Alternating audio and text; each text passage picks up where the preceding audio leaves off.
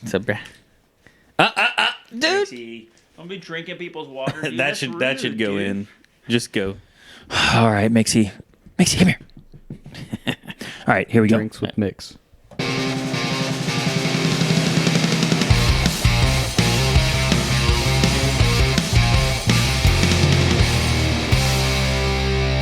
Hello and welcome into the Section 109 podcast from Studio Breezy. I'm wearing a bucket hat, which is pretty sweet. I did have to turn my headphones way up. They're on J level right now, which is saying something. But we are here with Sir Mix-a-Lot, Baba Juan, the man Jay, and a new guest for the podcast, Mr. Sam Click. How we doing, Sam? I'm doing great. Thank you so much for having me. Sam Click, which just reading that, I'm like, is that a famous person? It has to be. It's such a good person's name. Yeah, very much so. We're working on it, Yeah. right? I got my circles. So There's also that dude in where's it, Jacksonville, that pretends to be Sam.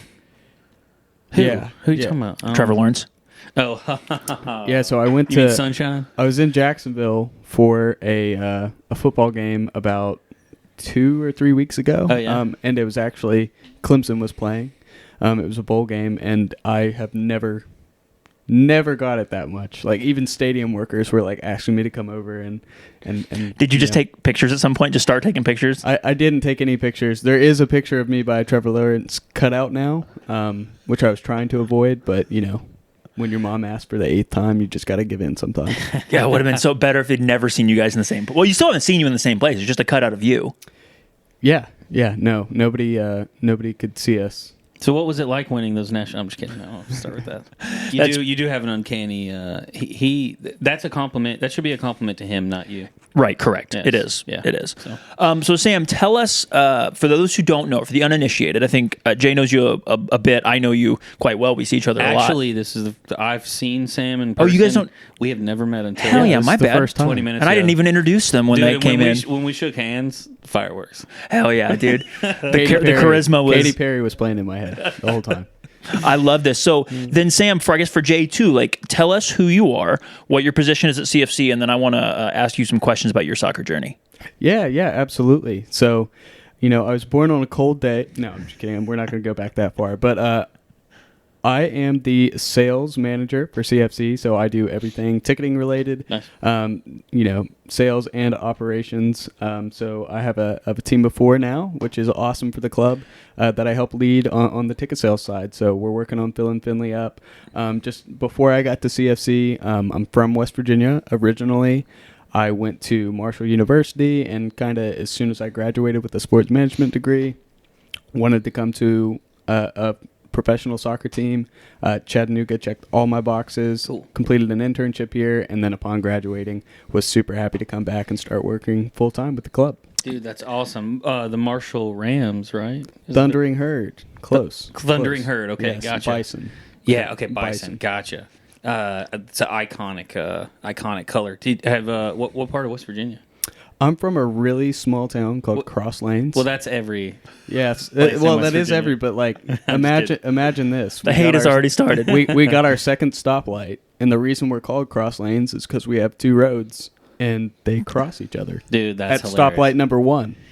So that, Holy shit. yeah. So that's what the town was named after. It's actually one of my favorite places on earth. That state in general. Used to go to Snowshoe a lot, and then I've kayaked the Gully a bunch. Oh yeah, So, absolutely. Yeah. I've camped along the gully a lot. So Yeah. Speaking of West Virginia, what is the number one thing, all of our jokes aside, that people misunderstand or get wrong about West Virginia? almost everything. But I will say it is unbelievable how many places you'll go that don't realize like it's its own state. Oh, really? It's unreal. Like So they think that you guys are just a western portion of Virginia? yeah. Like the number one question I get is, Like, "Oh, so cool. Do you dumb. live near Roanoke?" Oh, no way. That's hilarious. That's Not so it. funny. Yeah, right there, guys. Yeah, it's crazy. I mean, How far is Roanoke? Just for people, like 4 hours, 6 yeah, hours, something like that. I mean, 3.5, nowhere 4, close. 5. I don't even know. But even like I'll even meet people from Kentucky that are like not Really? Because, like, Kentucky's right there. East, I know, East it's like we share a Kentucky border. is just West Virginia. Yeah, it's crazy. That's it's cool. crazy. Well, so you mentioned, okay, so when you graduated from Marshall, you said you wanted to go to a soccer club. Is there a reason that you wanted to work in that sport specifically? Has it always been like a big part of your life? Yeah, and some of the people who know me really well have probably heard me say this story around the club, but soccer was always my number one sport growing up. I played it, loved it. Obviously, all of my college allegiances were with Marshall. I was a huge fan of the Herd. Still are. Yeah, still are, of course. But the number one thing I felt like I was always missing out on is we didn't have a professional soccer team or really even any semi-professional teams that were notable within the state. So kind of had to go elsewhere in terms of getting that fix and being interested in the professional side of the sport. Yeah. And so that's really what sparked my curiosity to learn more about different clubs and stuff. At that time, you're looking at 1 to 2 MLS games on TV per week. And, if you were busy on the weekend, you didn't get a chance to watch any professional soccer, really. So long story short, I wanted to buy the subscription, MLS Live, so I could see all of the matches. It was like $75. I asked my parents. They asked me if I had $75 to spend on it. I was like, no. That's just why I'm asking you. Yeah. So I did have $20, and I bought the NASL Live subscription instead, which I didn't even know existed up to that point. But I was just starved to watch some soccer. So Dude, that's a reach back. It is. But long story short, it kind of introduced me to a whole new system of lower league clubs that I didn't even know existed. And so from then my curiosity grew, and I was familiar with Chattanooga Football Club long before I came here. Yeah. And that was a big reason why. I guess Breezy doesn't like this story. So did you play the sport growing up at all? Yeah. Okay, I gotcha. did. I played as soon as they'd let you sign up for Cool. That's awesome. Little League ball all the way through, the end of high school. Is that what sparked the initial love? Because like for me, I played it when I was younger, but ice hockey took over my life. Okay. But like I got my very first copy of FIFA, and that was what like reintroduced me to like. Oh, I see what he did there. That's what reintroduced me back to like loving the game and thinking I wanted to like be super involved with it when I was like first getting like through college or whatever. So I didn't know. That's cool that you have this like foundation of like I love that when you think about the staff at CFC, you want to have that like backbone mindset of like understanding like where the club has come from. Yeah. So you having like a base knowledge of like the NASL RIP. R.I.P. What's his name? R.I.P. in pieces. Rocco Camiso. Yeah. Where are you, our savior? Anyways, so that's really cool. You have that base knowledge. Yeah, no, absolutely. So, like I said, very familiar with a lot of lower division clubs, which really grew my hunger, to learn more and find out more. And CFC, at that point, still in the NPSL, obviously drew a ton of, wonder from me, because I was like, how do they have so many fans showing up for these games? And like, that's crazy. But I did grow up loving the sport. You can start playing rec soccer when you're 4.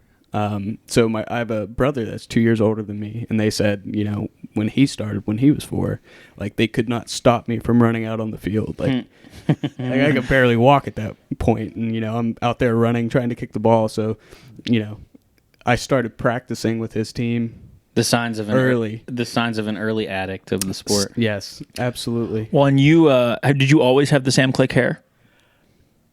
It's been around for a long time. I started growing it, when I was young. I'd say about first grade is when I grew it out long the first time, and kept it long all the way up until high school. I decided to cut it, and then just never got a haircut again after that. Love this. Yeah, never got a haircut again. I was gonna go to a school dance, and I was scheduled for my second haircut, and I didn't like the way it looked like right when it got cut. So I was like, I'll just wait till after the dance. The pictures look good, whatever. Then we had a break, and I'm like, I don't need to cut it before break. I'm not gonna see anybody. So didn't reschedule. Then it's about time to start school again. I'm like, picture day is the first day of school. I don't want to cut my hair right before that. And then I decided to never cut it again after that. So, So do you trim it up at all yourself, or do you have somebody just like cut the ends off or whatever? yeah, I usually every once in a while I'll have somebody trim it.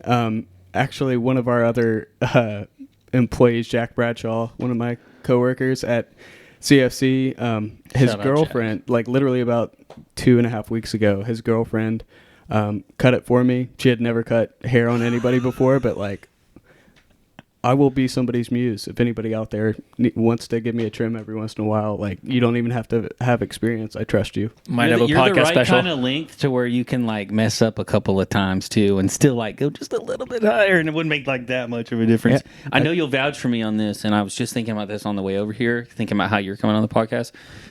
And a Markel and Jack episode would be electric to me. Because those, Unreal. I love hanging out with Unreal. this. Would it not? Yeah. Okay, so I know you. Unreal. So we might have to do that. You put that in the notes. Adding that to the notes right now. I know they would both be so down too, and they're a familiar face. I mean, like I've been going to the games for a long time, and I've been privileged to like know those guys as like close friends, and but I still see them all the time, and I bet there's people who are now watching because, by the way, we're also on YouTube. Don't forget to like and subscribe. and Hell comment, yeah. which I know a couple people have caught on to this and seen this, but I think if people could see them, they'd be like, "Oh shit, I do know exactly who those guys Oh are." yeah, the dynamic duo. If I tell you what, if you guys ever did like a special pub episode or something like we that, want to. We need those to. Those would be. I mean, that's a good place to start. We've never put it like officially on the like goals to make like hold ourselves to it because it's so hard. It But would be, we've been talking about it for what? We probably started talking about it like 6 months into podcasting. We need to do it, and what it takes me doing it. Yes. Because you and Matt have a job on game day, as to where I'm the only one who could like. I'm thinking like an after game top upstairs at CBC. Just rowdy dude. Whoever wants to get on the mic can get on the mic. I think it would be crazy. You're gonna get some honesty Yeah. after a game, all right? Yes. Yeah, whoever decides to pick up that mic, Gonna you're need gonna to- get some dude, raw gonna need to- Honesty. emotion. Gonna need it to be a win, better Jay. or if, for worse. If we lose, I don't think we could do the live after the game. Oh yeah, no. Oh, man. that wouldn't happen. We do need to make that happen. Sam, did we talk about your high school career? We didn't talk about my high school. Before career. we get there, what position did you play? Who was your favorite player growing up, and what number did you wear? Okay. All right. And why was it Mexis? I'm just kidding. I do think you look like him. But keep going. Okay. What a these shout-out. These are all good questions. So cross lanes, going back to Yes. the hometown, didn't have a high school. Shock. So I had to go. You guys are going to be like, what the heck is up with these town names?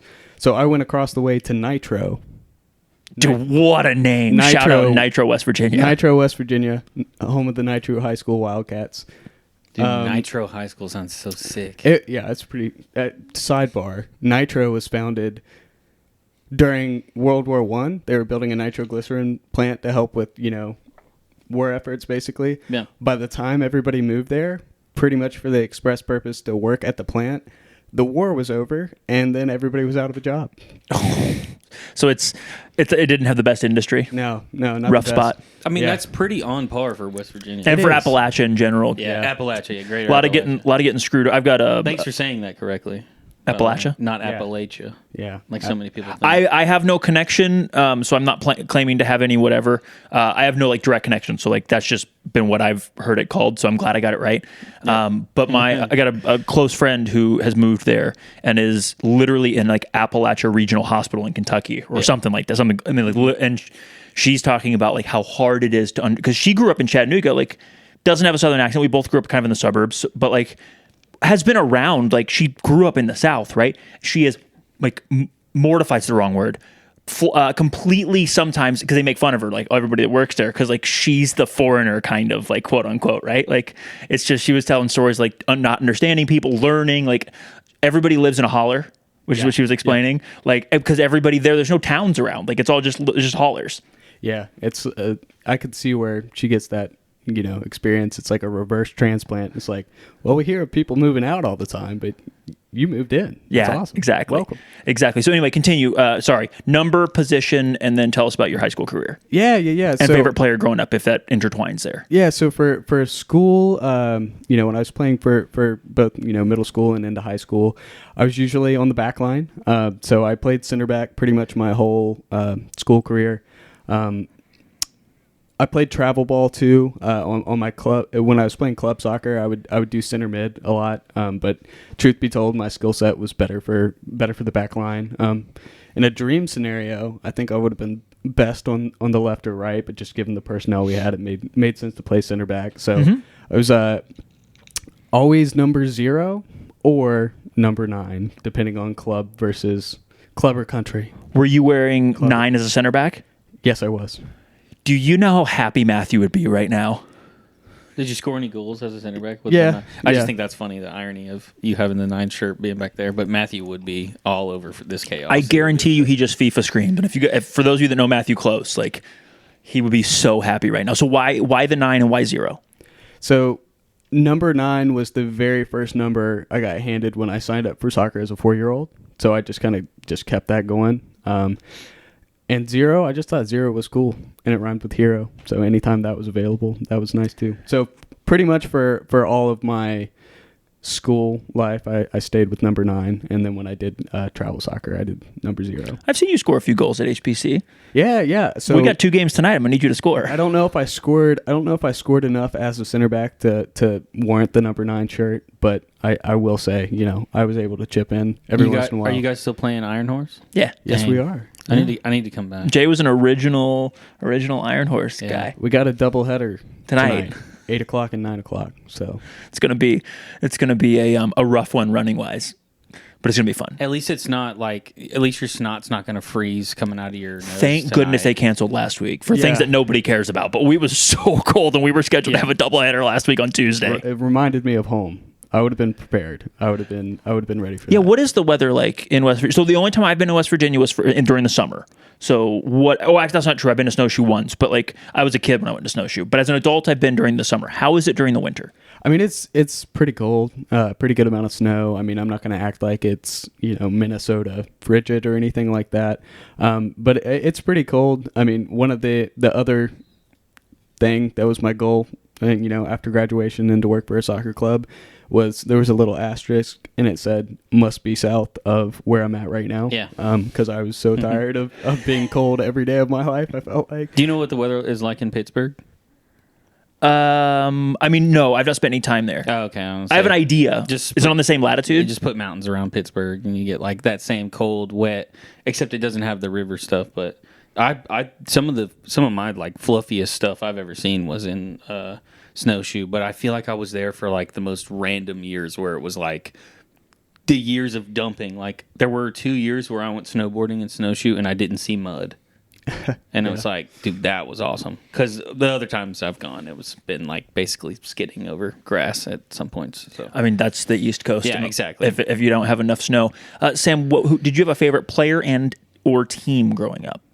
Yeah, so favorite, I was actually, this is going to go hand in hand. So I was a big Portland Timbers fan. So the first professional soccer match I ever got to go to, my uncle lived in Chicago. So it was 2011, I believe, which happened to be the year that the Timbers moved up to MLS. So obviously they had a vast history beforehand in the first NASL and then USL and then moved up to MLS. But so it was their first year.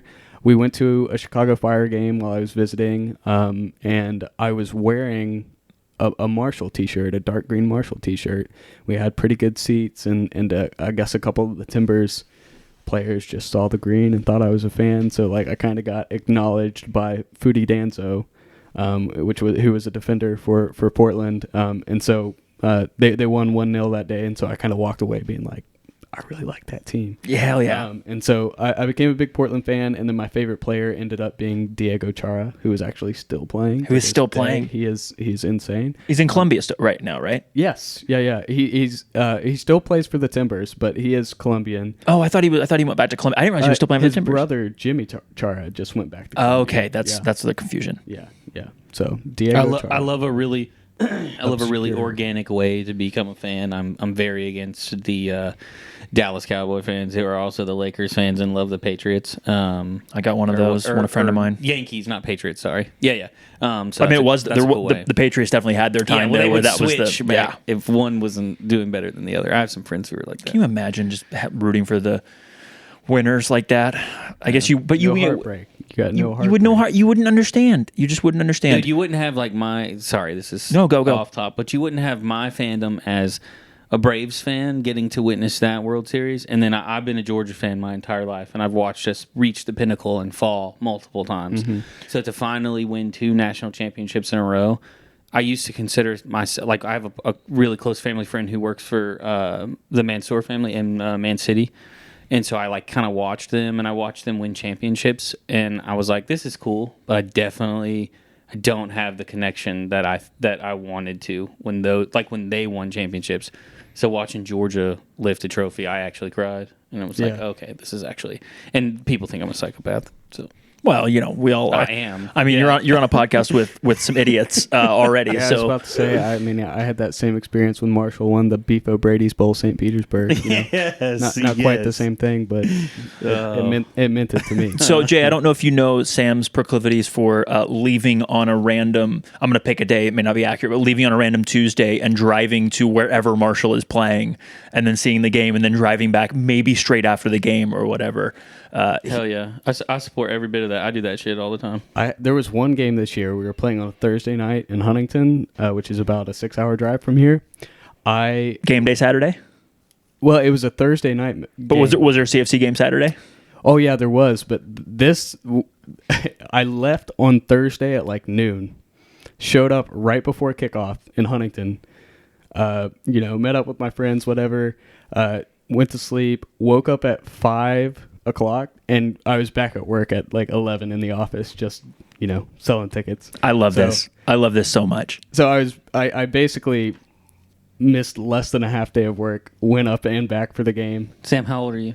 I'm 23. Yeah, that makes total fucking sense. Yeah. I used to be that way, and then now I'm like, oh shit, man, I'm tired. I don't know if I'm gonna make it in. I'm sorry. I still do. I still do that, but I haven't done it as much. But for CFC and the MPSL days, we used to do that stuff all the time. And I'll still do a version of that, flying Southwest out of Nashville to go to a U.S. game. I'll fly in 3 hours before kickoff, and then I'll fly out first thing in the morning so I can get back. Not because I have a job I got to work, but because I got things I need to be doing for whatever. Dude, that first year Georgia did win the national championship, I drove from here to Valdosta, Georgia, where my entire family's from, my wife too, and we went from there the next morning to Jacksonville, watched Georgia play Florida, beat the shit out of them handedly.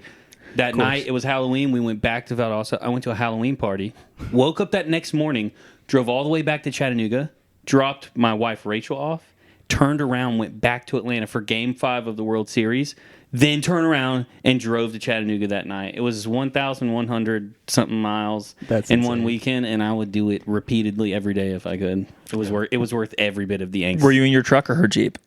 I was in my truck. Well, her Jeep then my truck. So yeah, hell yeah, yeah. Hell yeah. Awesome. That Jeep makes a difference, though. I'm sure. Yeah. Sam, I got a pivot question here for you. What do you think? And this is all subjective. As an example, Chris is like, I'm not. Coach Chris, who we love, but it's like, I'm not giving you an answer. I don't know the data. We want your subjective opinion on how much of the game, and you could choose as a player or you can choose whatever part you want, but how much of the game is mental and how much of the game is physical?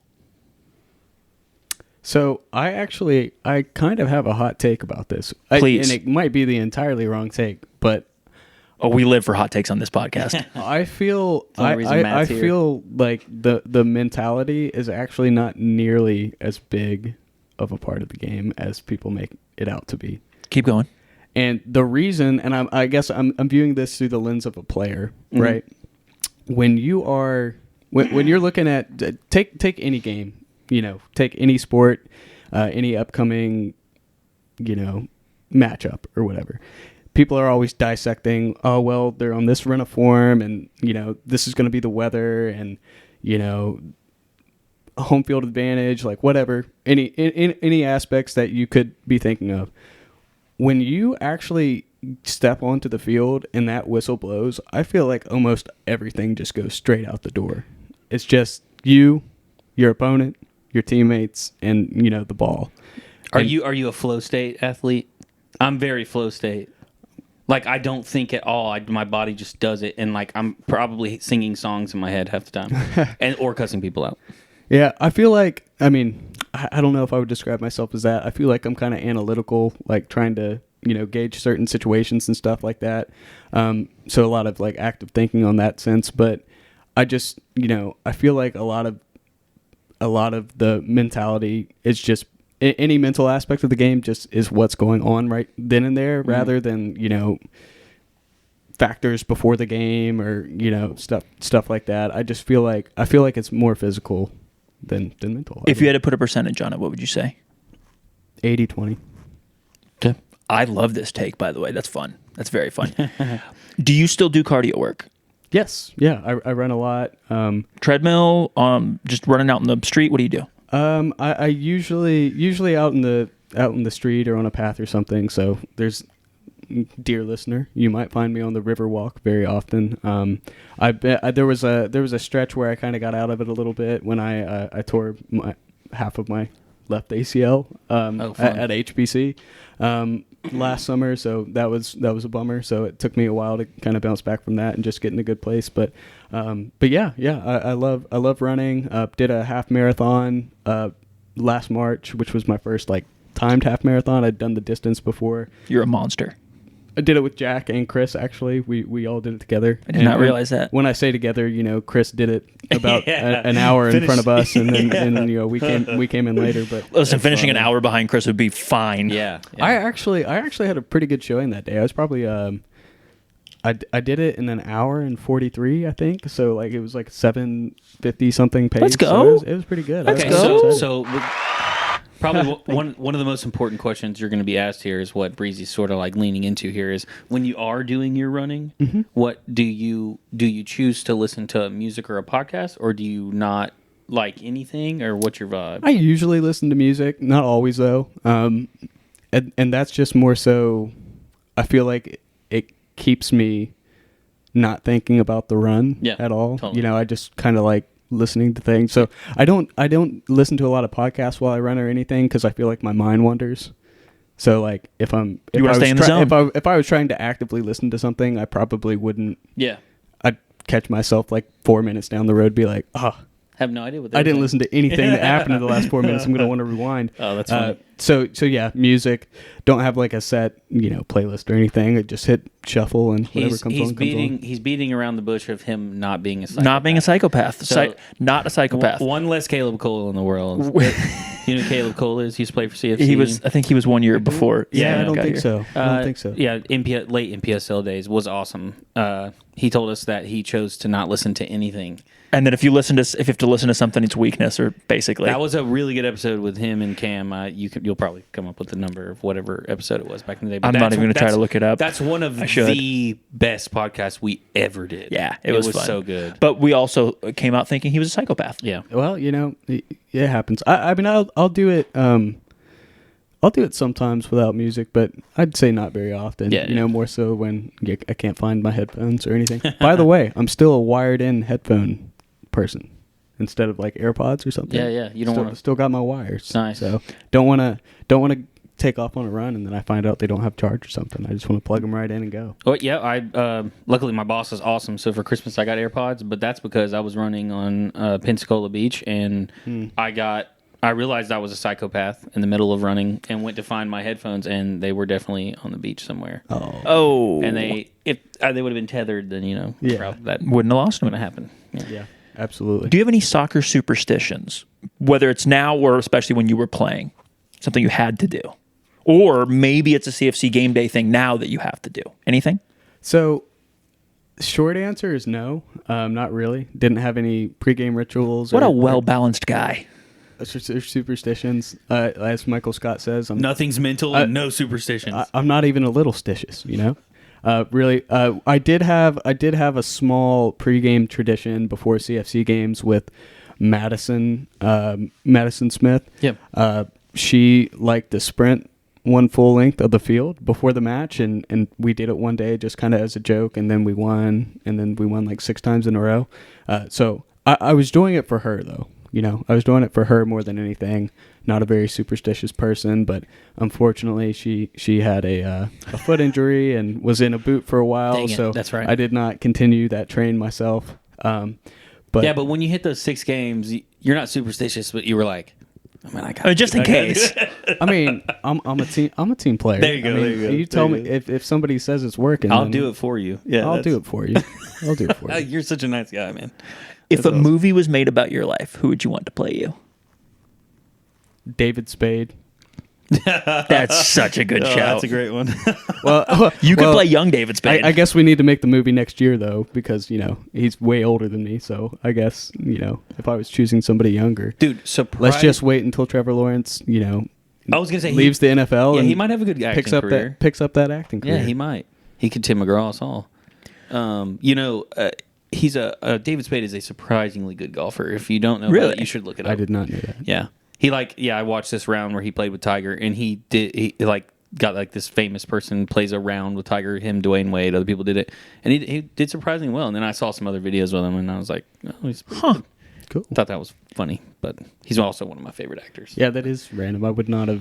guessed that. David Yeah. Spade But also, and random celebrities that Adam- can play golf. before people saw this last movie that I didn't see, but the basketball movie with Adam Sandler, like they didn't realize how good a hooper he is. Bro, Like, he's a He can hooper. actually play. Yeah. Like, I guess if you're an actor like that, you also might have the time to, if you want to pursue something. Yeah. Like, and you have the means, and potentially, if you're a really good actor, you might have the drive to make you a really good actor. Might also make you really driven to be good at X, Y, or Z. So My favorite thing about Adam Sandler is just like if somebody catches him out in public, like he might be wearing like and one shorts, like the biggest, baggiest and one shorts, Oh, like he's- with just whatever you could like literally Slack.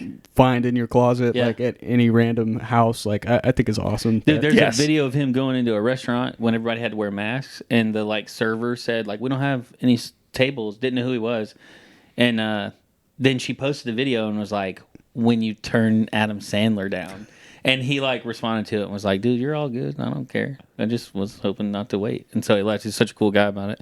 that's awesome. If you have to have one, what is your go-to karaoke song? It's a great added question. Okay, I'm trying to think of the correct answer for this. It definitely depends on the situation that I'm in. break it down. All right. So, if this is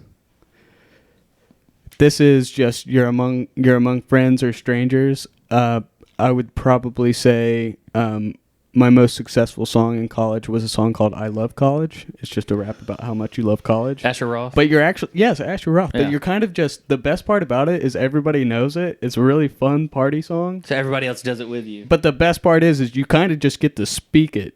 Yeah. I And like it this. Sounds good. This is good. But if I'm out, in a different scenario, I would like to challenge myself, and I would do "The End of the World as We Know It" by REM because it's so fast. So I made it a point to sit down. And I made it a point to sit down and actually really get used to saying the words really fast because even if you're not a very good singer like myself, people will get really impressed when you start just going through the lines just especially if you're not even reading the prompt or anything. Yeah. They're like, this guy's crazy. I feel like that's my second one. One of the keys to karaoke is being able to do it without the prompter. Yeah, I agree. Because you just look, even if you're not doing a better job, you look so much more confident. Yeah. Yeah. So my whole approach on karaoke is how can I be impressive without actually having to rely on my singing skills? So those are two songs that you don't have to sing well, Nice. but if you're hitting all the words,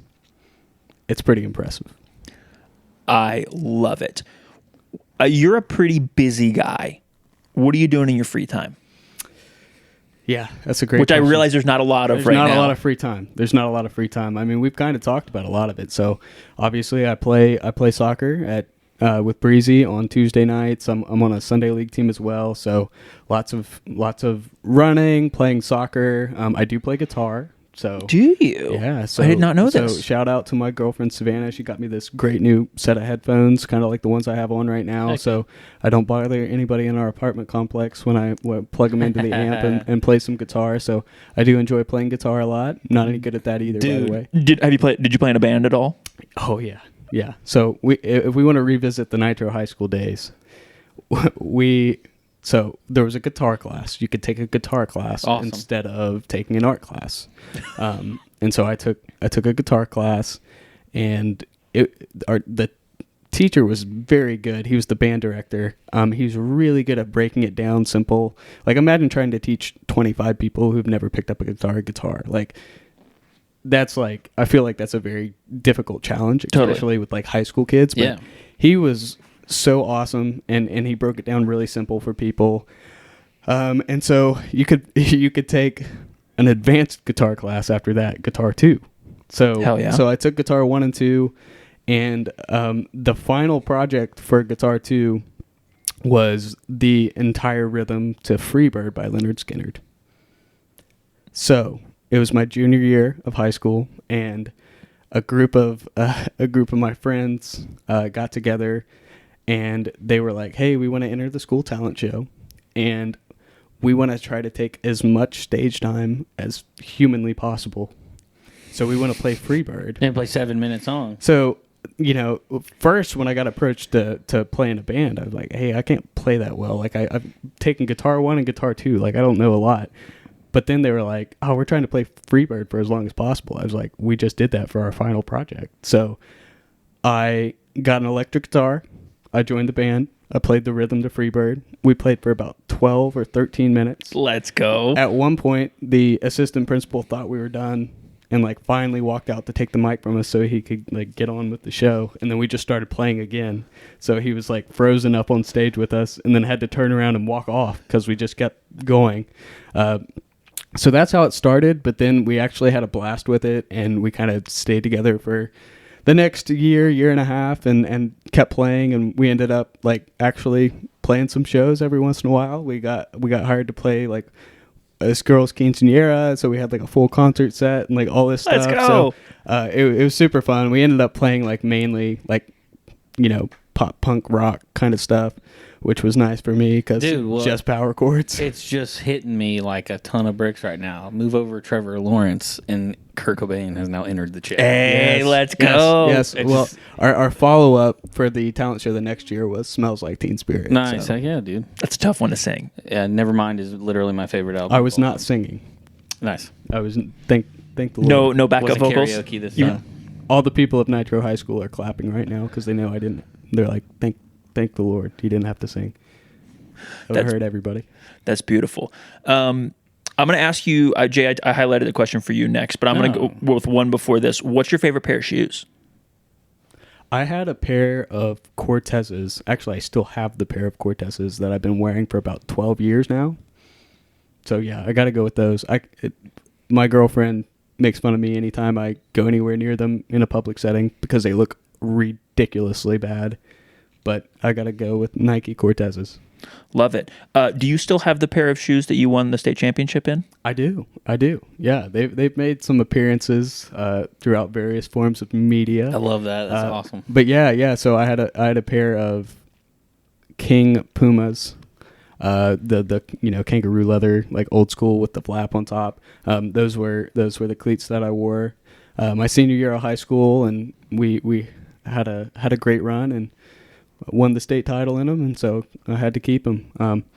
They are pretty ripped to shreds these days. Like, I put them on and you can see my toes coming out the front of both pair, but I can't get rid of them. I still have them. I got you. It's a sentimental thing for me with a couple of pairs of boots that I have. They're even in the garage with dust covered on them, and Rachel's like, throw them away. It's my wife, and I'm like, nah, dude, those live on. Yeah, those are gonna live longer than me. Can't do it. So when you first came here, I'm being told to ask you about your summer and what your summer was like. Is that what time you? Is that what time you moved here? Was in the summer? Yeah. So just Did I'll Breezy give get you out on his boat. I'll give you the brief. No, I No. did not get a trip on the boat. I did not have a boat at the time. Okay. So I'll give you a quick brief overview of the entire timeline, and then I'll get into the summer. So I applied for an internship at CFC when I was a junior. I applied super early. I applied in like December for the following summer, which would have been the summer of 2021. So I did get the internship position. Fast forward a little bit, I still had to go back for senior year of college. I only had one semester. I was got some stuff out of the way early. So I came into Chattanooga knowing I was going to be here for a summer. Went back for my final semester at Marshall. Ended up getting a job offer to come back. So I got here full time in January of 2022. So been like my 2-year anniversary of actually living in Chattanooga like full time, pretty much this month. But rewinding it back to that summer, it was a very, very fun summer. When I got the internship offer, it was still like January, so there's still like 5 months out, and my only CFC contact was the CEO at the time, Jeremy Hollenbaugh. That was the only person I knew. So I at that time internships were unpaid, and so I was like, hey, I am super happy to come down and work. Like, I can't wait to kind of cut my teeth and come help the club. But since it was an unpaid internship, I was like, I'm absolutely fine, coming to work for free essentially. But, if I don't know anybody in Chattanooga or anything, like if you guys could help me out and with a living situation, I'm flexible. I'll do whatever. So, the can kind of got kicked down the road a little bit. And, I didn't, the last thing I wanted to do as like an intern from West Virginia is like keep contacting the CEO, who I know has much better things to be doing and is busy. But, every once in a while I'd kind of check in and be like, hey, any news? And it's like, oh yeah, text this person, call this person. We'll get it figured out. That's actually how I had my first interaction with Breezy. I got his number. I called him from my college house in Huntington. Didn't know even what I was really supposed to be talking about with him, but I remember, by the way, where I was when I was in front of my house on the road walking around when I got this call. Yeah, and I was like, hey, can I call you tomorrow and kind of figure it out? And he's like, oh well, I'll be driving to Nashville. I'm going to the U.S. national team game. And I'm like, no way. So surprising. And all that stuff. But anyway, long story short, I'm going to fast forward through some of that. I am in my car across the Tennessee state line, and I still don't really know what my living situation is supposed to be like when I get here. I'd kind of gotten in contact with one or two people, and then, again, the number one thing I don't want to do is like be bothering people, like trying to figure this thing, because I haven't even got here yet. So like, anyway, after a couple back and forth interactions, I get Bill Bolin, Chattahooligan. Mm-hmm. Shout out. Infamous Chattahooligan. Legend. Awesome Legend. friend. I got connected with Bill, and Bill sent me a picture of a camper, a little mini camper. And he's like, hey, this is yours for the summer if you want. Oh my God, are you serious? Yeah, seriously. It was amazing. That's freaking awesome. So I showed up in Chattanooga. It was funny because the first like 24, 48 hours were kind of a whirlwind because there was just a couple miscommunications about when to get it, how to get it, and where it was going to go. So I won't go too far into that rabbit hole, but after one night in my car at the Signal Mountain Walmart, I got the camper the next day, and it was amazing. So spent the first half of the summer with the camper at Camp Jordan. Yeah. And then the back half of the summer, we moved just down the road from here at Highland Park Commons. The foundation had just taken over like 3 houses that were like completely gutted on the inside that they were in the process of going to flip. So my camper was in between the 2 turf soccer fields at one of those little abandoned houses that was about to get gutted and refinished. So, it'd be like 6 o'clock in the morning and people would like bang on my door asking me if I wanted to come play pickup, Which he did. Which I did. I had no excuse. It's like, they know I'm here. Dude, by the way, way, what am I going to say? I'm not home? I'm not awake? I am now. He was so sharp during this period because you were playing like 7 days a week or whatever. Every time he'd come, I mean, like I saw before knee injury, and like you're a good player. You've always been a good player. But that period of time, dude, you were just like another level. I was. I'd be playing all night. They'd turn the lights off at 10 o'clock or whatever. Everybody leaving the field playing pickup or whatever would be getting in their cars to go home.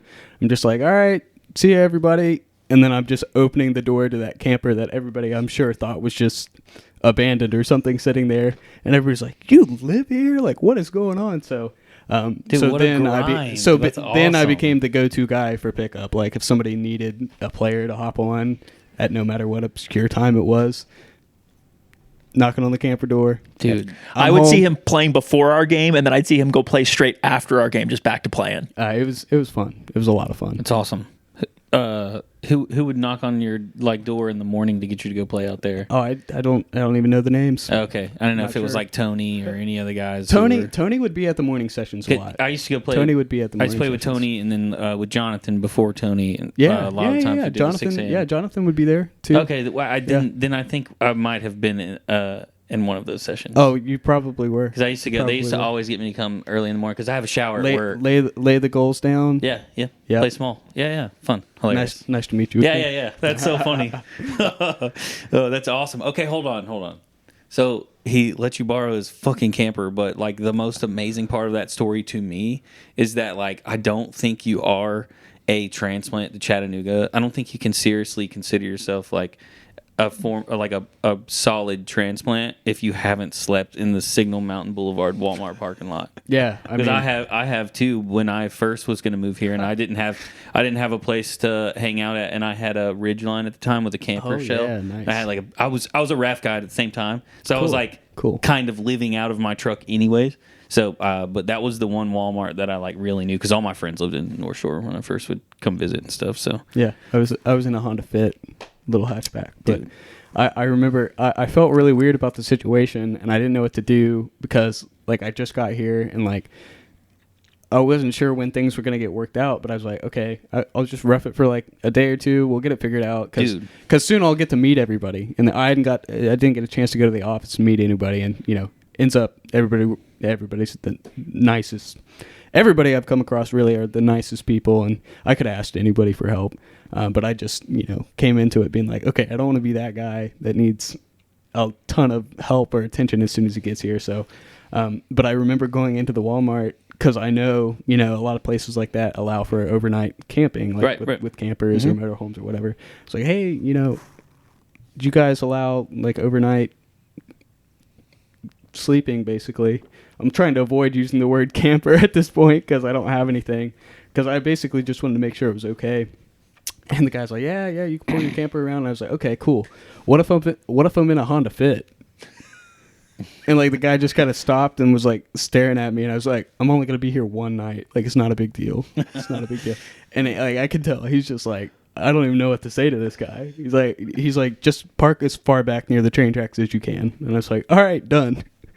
Hell yeah. dude, that's hilarious. That should honestly, like, if you were applying for whatever level job I was ever a manager of, and you told me that story, I'd be like, shit, I guess you're hired. If you're gonna grind hard and move somewhere and stay the night in a Walmart parking lot so that you can hopefully start as an intern and then live out of a camper, that is a dedication. Also, if I'm not mistaken, because you were parked at a non-campsite, you didn't have running water in your... No. Yeah, I didn't have. Yeah, even when I got to the camper, I didn't have running water, and there was no refrigerator either. So I will say I probably didn't eat like a champion that whole summer, for sure.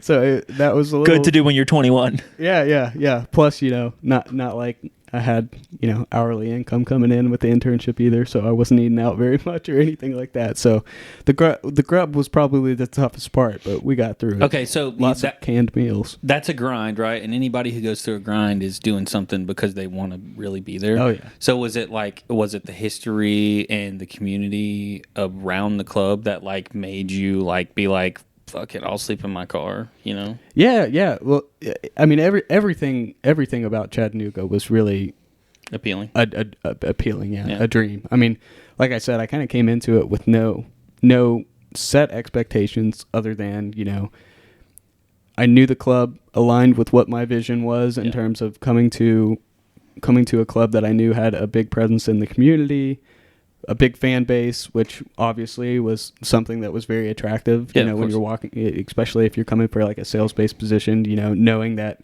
this club means something to the city. And that gives me an avenue for professional development too. Like I know I'm going to get the full experience here. And then when I actually got here, the entire front office, fantastic. All the fans, fantastic. I mean, it took me all of 2 days, I think, being here in Chattanooga before I met Breezy face to face, and then about a week and a half later, I'm on his Tuesday team for the summer. Always be recruiting, baby. When he So sees me awesome. playing some pickup. So, everything from the fans, the general culture around the club, and the people in the front office, and the city itself. The city itself was so fun to live in. This is also by far the biggest city I've ever lived in, because awesome. West Virginia, it's got a couple big towns, and like maybe the biggest city in the state's about a third. The Morgantown. No, Morgantown is. That's just where the school is. That's all the only reason that's I know. Morgantown's like the third biggest. But, Really? First is Charleston. Second is Huntington, where Marshall is. Gotcha. And so they're about 42,000, 43,000. This city, Chattanooga, is quite perfect in size, isn't it? Yeah, and so I felt another like just super attractive thing is like I just felt so. It was so cool to be here because there were so many big city type of aspects of living. Yeah. But at the same time, nothing was overwhelming. I felt like in 5 minutes, 10 minutes driving in any direction, it almost felt like being back in the woods of West Virginia again.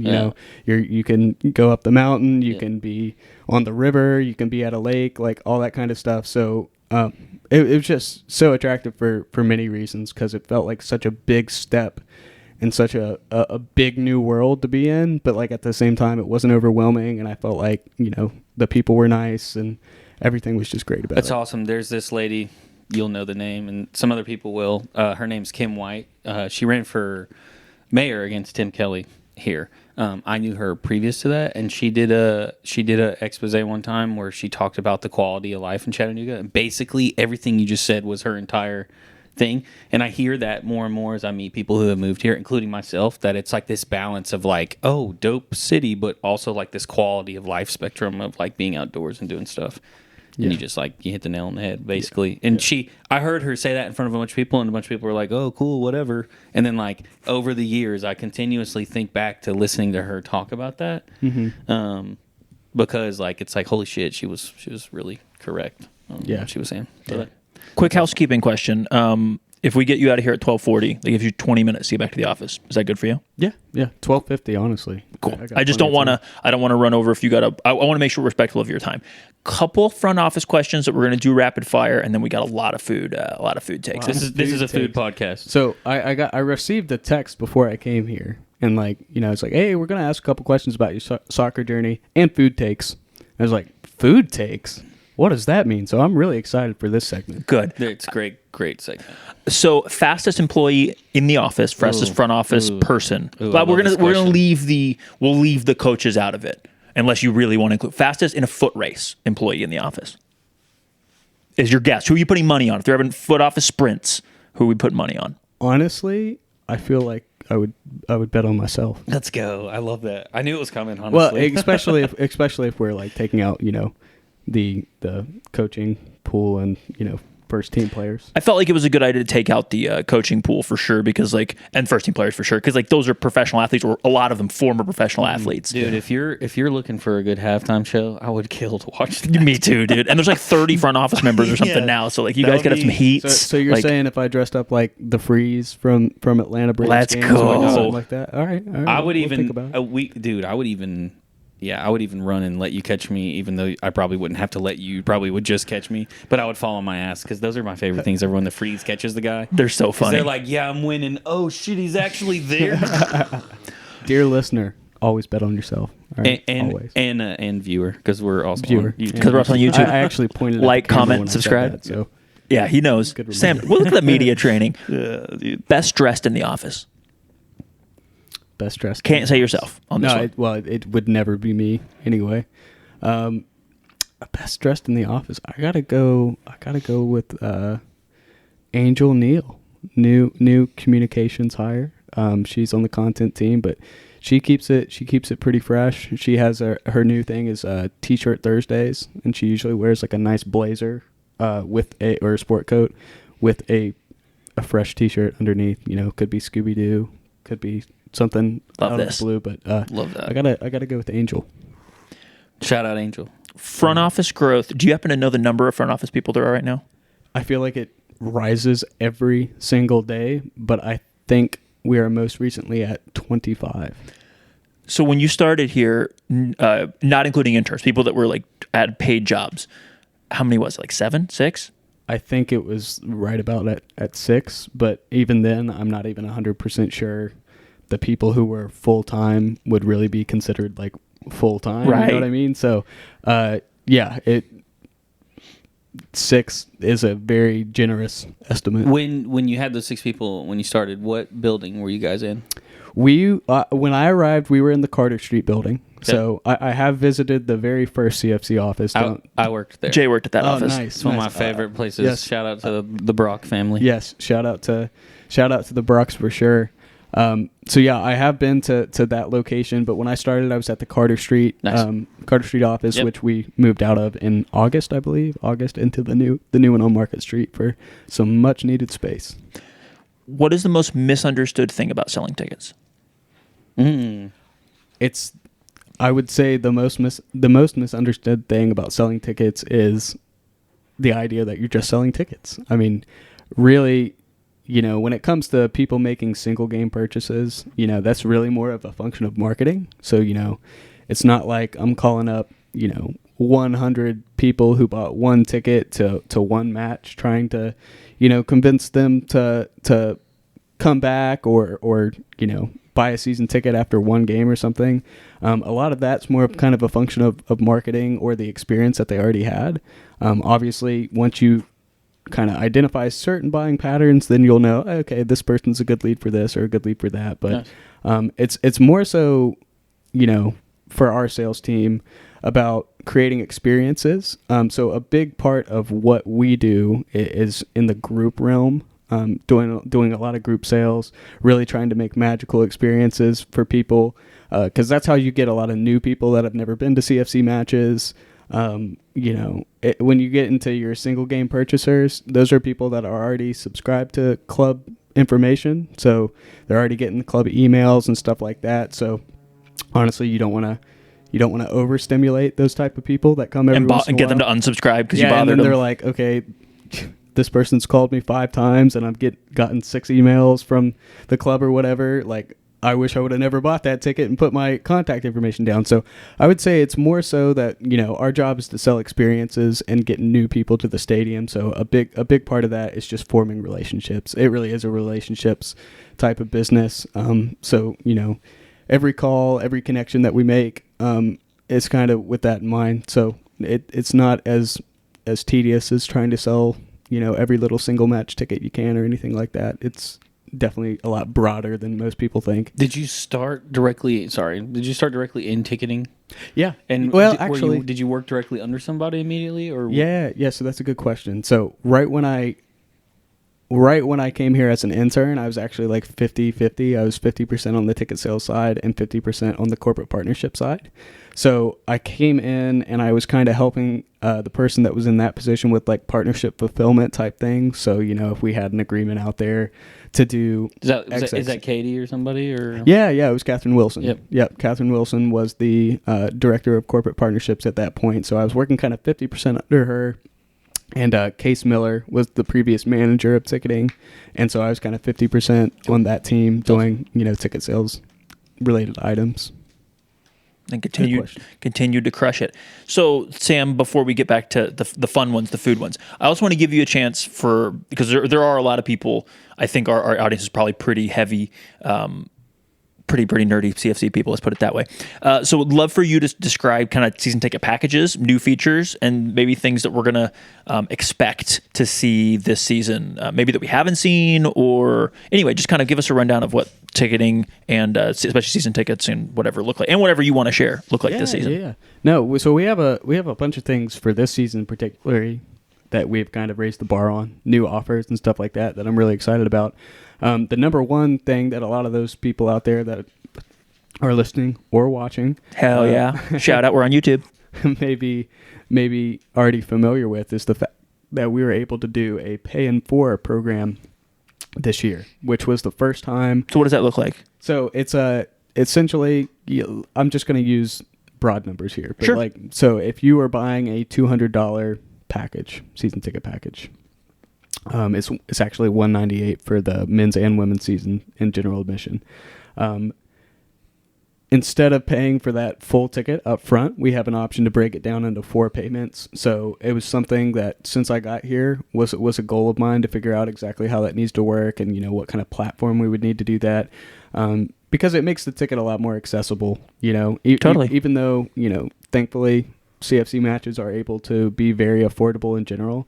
I wanted to give an option that doesn't take a huge chunk of somebody's, paycheck right in one swoop. That's always the hard thing about buying packages, even that are value driven, is that, it requires an investment up front. So doing the pay in 4 plan for all of our season ticket offers this year was something I'm super excited about. But even just in terms of the actual options we have, we really kind of diversified our options this year. So we have a lot more inventory now to sell. So we're offering a super affordable package over in the grass berm. So if you're somebody that just likes to be in the confines of the facility, taking in the match, having that game day atmosphere, you can get a berm ticket. We offer youth and adult pricing over there for super affordable. Hang out there and go to the food truck. Yeah, go to the food truck. The kids can go and kick around corner in our inflatable soccer field at the kids' corner.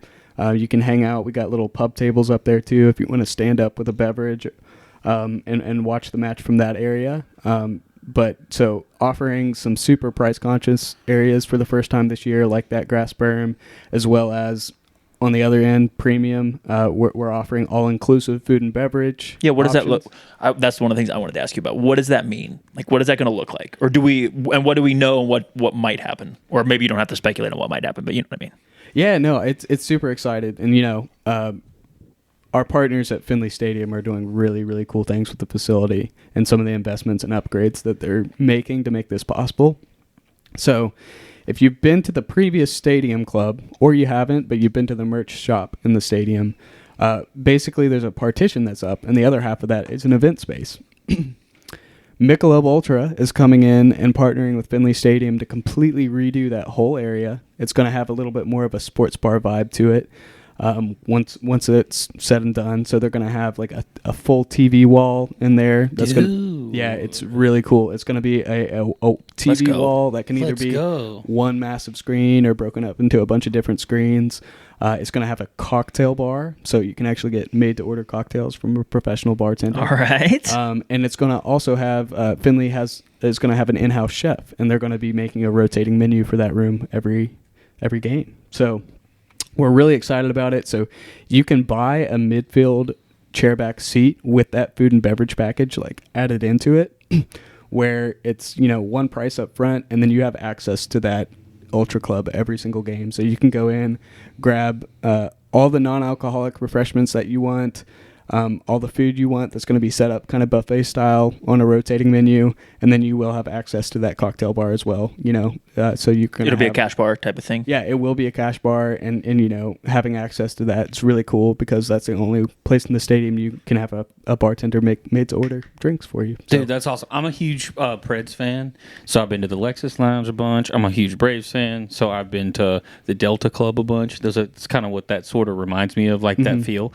where you buy the ticket and everything's all inclusive. Can you buy single tickets to that? So we're exploring that. It's definitely going to be an option. Yeah. We're just kind of right now while we're in the off season, we're trying to gauge. There's a completely different strategy behind all of that. Yeah, exactly. So, but I am planning on offering it, being able to offer it at least from time to time, certain matches and stuff like that as a single game ticket option, and potentially as an add-on for those who may have bought a season ticket already, but they want to try that out for a couple games. We might have some upsell opportunities. It's awesome to just tack on, for a smaller amount to try it out and see if you like it. That's awesome because you're going from one end of the spectrum, which if I tie this into like Braves, so you have that idea, which is kind of the Delta Club kind of thing. But then you were talking about the Grass Hill section. That reminds me of standing room Braves tickets. Yeah, I probably go to, I'd say probably 15 or plus, like more games a season because I know I can get a $10 standing room ticket to go watch the Mets. I just have to get there early enough to go watch us beat the Mets. I just have to get there early enough. Yeah. And so I do it, but I don't care about the seats. I'm there to like watch and like have the atmosphere, like you were saying. Exactly. And have a couple beverages. Yeah, and that bridges a gap because like the other seats I would like to sit in at the Braves game, I mean, midsummer you can get some pretty good seats. Yeah, businessman special. But as you get into I love midsummer games, no doubt. But like as you get into fall, that's when baseball really matters. And being able to know that I'm not about to break the bank, and I can still be a fan and go to that event just to be there. I don't have to have the best seat. I just got to be in there. That's just like the other end of the spectrum, which I love that concept. Especially when we're trying to, reach new audiences and get new people to CFC games. Are you going to be more apt to, buy a $10 ticket? Yeah. Try it out for the first time? Yeah. Or, the new all-inclusive thing's great, but, you're probably not going to spend money on an all-inclusive ticket for a product you've never experienced before. Yeah. So, even just getting people's first introduction to CFC, we want it to be super affordable and just an option. We want an option for everybody. Yeah, so that's awesome. That's what we want. It's awesome. You got a range. What will those? Do you know what the single game on the hill tickets cost? Yeah, so they're going to start at $10 for adults and $7 for youth, which is age 4 to 12. Dude. Love it. That's awesome. So how do things work now? I know in the past, when I say in the past, like a long time ago, tickets were $5. Jay and I remember those times. I'm not complaining. This is how it works. Inflation and being pro. How do the How do the pre-purchases work? Because I know like if you purchase so long before a game, it's one price, and then the price goes up on game day or maybe a few days. Like how does that work? So if people are planning their trip to Finley Stadium, maybe they are coming from out of town or whatever. How do they want to pre-purchase? How does that work? Yeah, so we're looking at a couple different options in terms of how we're going to kind of dynamically do our pricing structure this year. But, if you're looking at your advanced price is always going to be the best deal. So, if you're looking 5 days out or more, those are going to be the best prices that you can get. I always recommend buying tickets online at cfctix.com. But you can call in directly and we can work out ways to, do exchange, tickets face to face if you like that kind of atmosphere, or just in it over the phone. But always recommend buying online ahead of time because that's going to get you your best price. There always is a day of game increase, and the closer it gets to the match, there might be, a little bit of an increase on the ticket price. But yeah, I definitely recommend, if you're looking at a game, that's coming up in the weekend and you've already set your plans to be at Finley Stadium Saturday night, buy then and there. You're going to get the best price. You're going to get the best deal. And that's how everybody's tickets work, by the way. Like tickets always go up on day of game to sporting events, unless there's no demand. Right. I have a unless no one wants to go, then maybe they're marking them down. But I have a question about a specific experience. Now, there's the seating on the touchline. Down low, you guys still doing that? And what was your overall thought on how it went last season? I did it one time. It was awesome. Yeah. For one of the women's games, it was awesome. It is a blast. It's in my opinion, it's one of our coolest offerings, and we are going to be doing a little bit of a different version of it this year. That was my next question. Was going to be nice. Yeah. So previously it's on the opposite touch line, which I hope I'm not. We might have to cut this part out. I'm not sure, but I hope I'm not dropping the bomb here. Well, wait. All right, go. Okay. We are going to be shooting matches from the north stands back towards our fans this year. Yep. Which is, opposite of how we've done it in the past. Yeah. Because of that area will probably block a sight line or two, which we don't want to be on the main cameras on the feed if you're streaming the match. So because of that, we are going to have inline suites this year.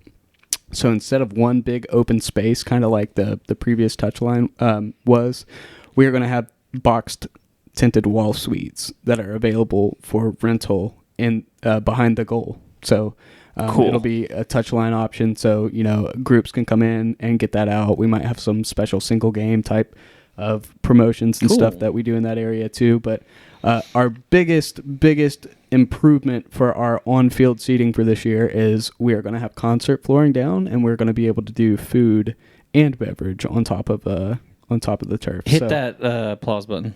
Just real quick, because the only downside, which it was still a phenomenal opportunity, and we got great feedback from that on-field seating. The only downside of having it over there is, we couldn't have food directly on top of the turf.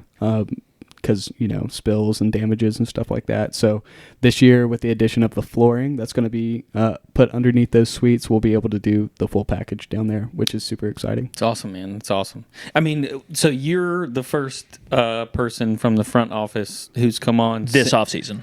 And since the announcement of where we're headed, what league we're headed into, and there's going to be signs all around us of growth, and all of us are going to walk through what we are going to think is the normal game day experience, and we're all about to see these like vast improvements.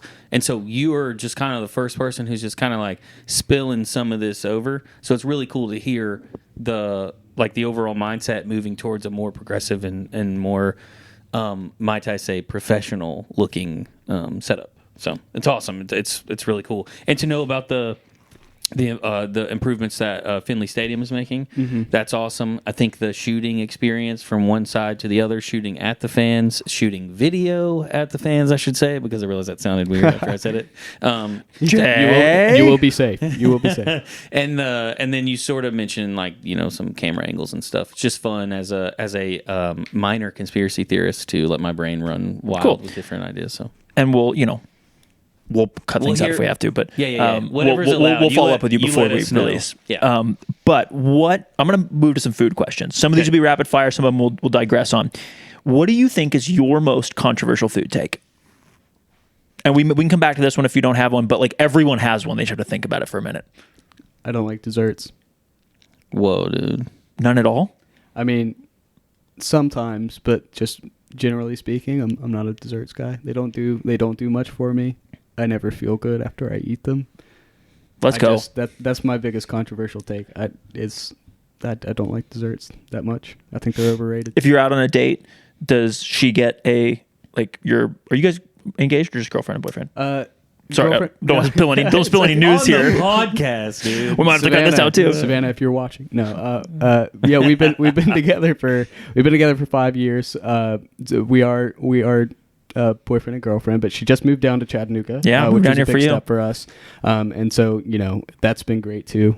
We've been living on the North Shore for about 6 months now. Well, maybe even closer to 7. So everything's great there. But I would say on a normal date, yeah, she likes sweet treats that she likes. Do you have a bite or like if they bring 2 spoons with the tiramisu? Yeah, exactly. Yeah, I mean I'll take a bite or two for sure. Okay. But not a bite from a shovel. But you're not like me where it's like, hey, can we get brownie and ice cream? Yeah, one for me and then one for all of them because I'm not sharing mine.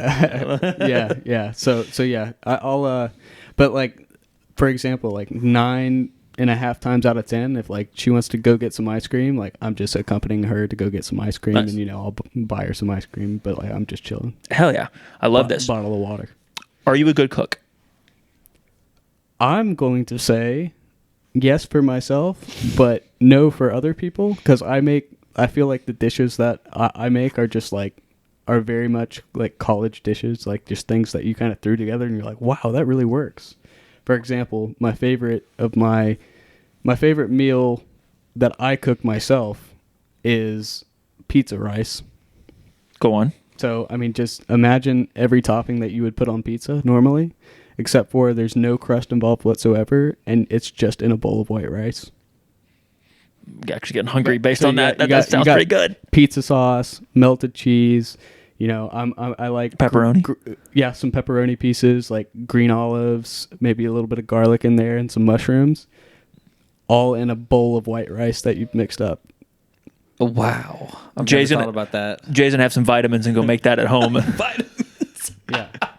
Oh, that's hilarious. So pizza rice, dude, that's hilarious. That's 2 words I've never heard combined ever. In my life. So if that helps paint the picture, I feel like I'm very resourceful.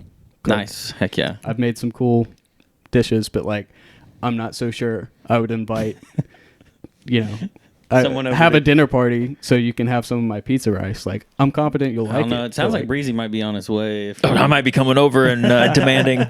He's no longer a bachelor, so I probably can't just like show up at his door banging on the door, but just short of that. Dude, you making pizza rice? I'm going to text him on the way over. Hey man, I'm coming to your house. Where do you live again? I'm making pizza rice. I owe Mary some pizza rice. I was talking about her to Pizza Rice a while ago. I said the next batch that I whip up, I'm gonna give her a sample. So I love it. I would like to add myself to that list if you have extra. Okay. Do you have a favorite pregame meal? Could have been when you played, or it could be now, like the start of CFC game day. And favorites. So SpaghettiOs. I thought you were gonna say Pizza Rice. SpaghettiOs. Let's go. Okay. Yep, SpaghettiOs. I would. Why? I would usually, and I guess this goes back to me saying I didn't really have a ritual. It wasn't a ritual so much as so that you're looking at a game kicking off. And this is playing days, like back in high school. So, school ends around 3:30. And then, you play at 5:30. So you really don't have a lot of turnaround time before it's time to, like, warm up and then, get ready for the match and stuff like that. So SpaghettiOs were my go-to because they were quick. They're not too filling, but, it's pasta at the end of the day, right? Allegedly. Carbs to burn. Just in O-shaped variety. And so I would say, SpaghettiOs. I ate a lot of SpaghettiOs before matches. So instead of a Cliff Bar, eat SpaghettiOs. Hell yeah. I'm going to do this. Yeah. I'm going to do this before a game, and if it works, if I play well. 100% of the time. Oh, man. It works every time. Favorite post-game meal? Celebratory. Could be after a CFC win. Could have been back in high school when you were playing. Like, do you have any post-game meals that are your favorite? I would say the closest thing to a post-game meal is fast forward to now to CFC days, not after a high school game, would be a Chattahooligan Kolsch. Let's go. If this wasn't during the workday, I would have had one for you to potentially drink on for this. Seltzer versus beer. I actually exclusively drink beer in my adult beverage categories. Nice. I don't drink any liquor. I don't do seltzers, wine, anything. I just drink beer. What's your go-to beer? It depends, really. Are we talking like if you just go to your average gas station, like what you can pick up pretty much anywhere, like a favorite domestic, or Let's just do that. like Let's go domestic because dinner can get weird. Yeah, I'm a weird drink person. So when I'm eating Budweiser. In a can or a bottle? No preference. Bud Heavy. Yeah, I'm a Bud Heavy guy as well. I would say He used to drive a truck with the Bud Heavy sign. Yeah, I on did. it. That's how big. Yeah, I did. Yeah, And not by choice. That was work. That was work. Yeah, But I would by choice. To be clear, I just don't have the money for a Budweiser branded truck. Man. So in terms of something you can get anywhere, I would say Budweiser for sure. Back in college, we could get this beer called Hams. Mm-hmm. We would drink a lot of Hams. It was $11.99 for a 30-pack. Yep, I've just had down Hams. the street. I've had Hams before. So that was also a popular choice, but moving down to Chattanooga, that's not something that's in market. It was, and that didn't sell, so they moved it. I got. You know what else I got there was or in that area was Hams, and I also drank beer 30. Yeah. Did you ever have any of that? Beer 30. What's was beer like 30? There's like a shitty light beer that just like, I mean, like most beers are shitty light beers. I'm not talking shit. Like, Yeah. there's just like a shitty light beer, like whatever. Yeah, which is my favorite now as I'm getting older. If Bud Light and Natty had like a meth child. Yeah, it's like, one of those, Like Montucky, you mean? like you can taste the can a little bit every time. Hell yeah. every time you're taking a sip. Dude, well, what's funny is Let's go. I drink weird beers too, but my just as a side note, my favorite go-to beer is a Michelob Ultra. So Michelob is doing the thing that makes me excited. That is Yeah. Guess who's getting a call next week about upgrading to sweet tickets? Okay, funny. now we're getting to some controversial ones. Pancakes or waffles? Waffles. Hot. Only. Waffles only. Favorite type of fries? And I'll give you some examples. Curly fries, waffle fries, crinkle cut, shoestring, other. And you can be as specific as you want. I guess I'll go with curly fries, although I feel kind of like a poser saying that because I don't actually eat them very much, but like I guess if I was given the full choice, I would say curly fries. Do you have a favorite place to get curly fries? I do not. Do you have a favorite fast food fry? Man, you guys are hitting me with the hard. Oh yeah, this is the part. This is the rapid fire food. I don't. This is where we really get to know you. I don't do a ton of fast food in general. No desserts, no fast food. This guy's just God, he's living. He's also legend. nice. Like I gotta say maybe Raising Cane's, which are That's I a guess great those are- answer, I guess those are actually. crinkle cut fries. Right? Yeah. I've those are- never had Raising Cane's. Oh man, You're missing out. I've heard that. I've heard that a lot. I will have it at some point. and like my whole family's like from. I've probably said this earlier. My whole family's from the area of near where Zaxby's was, like the original Zaxby's. I'm a big Zaxby's person, but I think Raising Cane's takes it for me. That seasoning, I don't know why, it's just different, a little bit better. And yeah, Yeah, those sure. fries are great. Sweet potato fries versus regular fries. Regular fries. My guy. When dipping fries, will you dip them? And if you dip them, mayo, ketchup, or other? Only mustard, yellow mustard. I do not do ketchup or mayo. No ranch At all or on fries? I could do ranch. I could do ranch, but my go-to is yellow mustard. Oh, at all. I don't do them at all. What about barbecue? I don't have anything against it, but I wouldn't choose that. I'm just getting to know you. Yeah, that's fine. How about on a hot dog? Do you put condiments? I would also go for yellow mustard. Just yellow in that mustard. situation, yeah. Do you put the mustard first and then the hot dog, or the hot dog and then the mustard? Whoa. I gotta say hot dog first and then the mustard. Me too, but some people told me that's like a You gotta know what you're dressing, right? big thing. Yeah, I agree. You know what's weird about Breezy and hot dogs, right? I don't think so. He likes mayo on his hot dog. Yeah, I'll eat. So my preference. Turns out I have to leave right now. That is crazy. We are out of time. Thank you for tuning in. man. It was good getting to know you, man. Yeah. First of all, do you have an ideal? I'll tell you my ideal one, but people have heard it. But like, do you have an ideal type of hot dog bun or a type of hot dog? Like, I'm an all beef guy in a potato bun if I can have any choice, or I want the shittiest Walmart bun possible. Those are the two choices. I'm a pretzel guy. I like pretzel bun. I'll just probably go for the standard, like the Walmart crappy Walmart bun. Like a bunny bread. I do wonder. really enjoy. I don't really have a preference on what type of dog, but I do really enjoy turkey dogs. Turkey dogs are really good. Love this. So I like mayo, mustard, and ketchup. I think the proper way to do it is just mustard. I believe that is the proper way to have a hot dog, but my preference is with all three of them, and I will sometimes do some hot dog terrorism. Well, I will put just mayonnaise on it and take a picture and send it to people, and then I will eat it, and people do not think that is funny, and I think it's hilarious and delicious. Yeah. So the way that Breezy mapped the three condiments on his hand there, it's like reminding me of like some alternate version of like the Belgium flag that his hot dog looks like, Yes. where they've replaced a color. This is It's correct. just like a straight line of each. This is correct. No mixing. And meanwhile, Matt and I just go raw. All right, that's fair. Yeah, That's nothing. cool. They want nothing on their hot dog. Matt's fine. like, I'm gonna baste my hot dog with salt and pepper and olive oil. I said, what is wrong with you?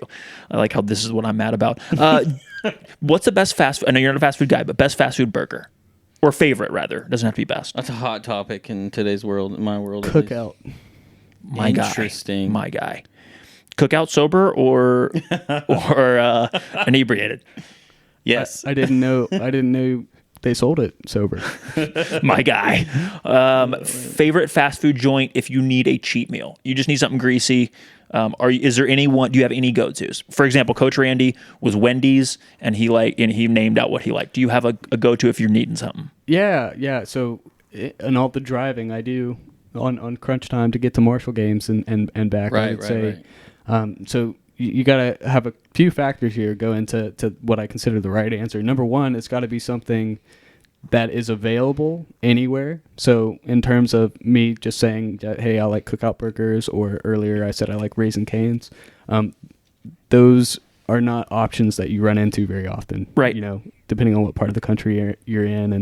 And so it's got to be something that is, every 25 miles or so going to be accessible off most interstates. So I'm going to go Taco Bell. Okay, love this. And dollar menu. You love this even more. Cheesy bean and rice burrito. That is still my go-to. By the way, if you want to jazz up a cheesy bean and rice burrito, they used to be half pound. I'm kind of sad they've cut them down from half pound, but tell them to add sour cream and grill it. Okay. The sour cream's like $75, so it takes it off the dollar menu. $75. 75 cents. 75 This man cents. 75 loves his cents. sour cream. I love sour cream. Has the sour cream truck came today? No, not yet. I'll Give be me like- $75 worth. Load it up in the back. Being in this area, have you had Whataburger yet? I've had Whataburger before. You're gonna get a chance to. Apparently, we're getting some. Oh, you're gonna get. Oh, really? Oh, really? I didn't know that. They're coming to Nashville, so like they're. Oh yeah, no. Well, you're gonna get a chance to get one as you go through Scottsboro, Alabama, on your way to Huntsville for the blast. I've been there. Battle. Oh, very cool. There's one there, Very cool. so I've been I to that highly one. recommend. It's a good one. I go to concerts at Huntsville Huntsville. Every I now think and then, so. I think I committed a cardinal sin the one and only time I went to Whataburger, and that is Chicken because sandwich? I got a chicken sandwich. That's because it's fire. It was good. Yeah. It was pretty good, but I've like done the I almost burger. felt I kind of walked away from the experience being like, man, what am I doing? I went to Whataburger and got a chicken sandwich. That's because you have good morals, man. That's exactly right. What do you? How do you feel about pizza and pineapple on pizza in particular? Yes, this is an important question. I like pizza. Pizza's great. Love favorite variation Go. of pizza, deep dish, Chicago deep dish pizza. Okay.